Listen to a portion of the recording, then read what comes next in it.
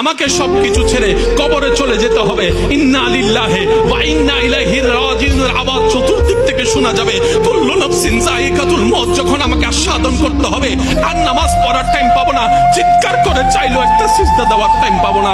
কি আফসোস, কি আফসোস, কি আফসোস আমাদের জন্য যারা আজকে কবরে শুয়ে আছে, তারা রবের কাছে ফরিয়াদ করছে, মওলা একটা সুযোগ দাও, দুনিয়াতে গিয়ে একটা নামাজ পড়ে আসি, একটা সিজদা দিয়ে আসি। কবরবাসী চিৎকার করে রবকে বলে, মওলা ভুল করেছি, ভুল করেছি, ভুল করেছি, একটা সুযোগ দাও। আবার দুনিয়ায় যাব, মওলা হাজার ব্যবসা থাকুক আমি নামাজ ছাড়বো না, হাজার চাকরি থাকুক আমি নামাজ ছাড়বো না, মওলা একটা সুযোগ দাও, একটা সুযোগ দাও, একটা সুযোগ দাও।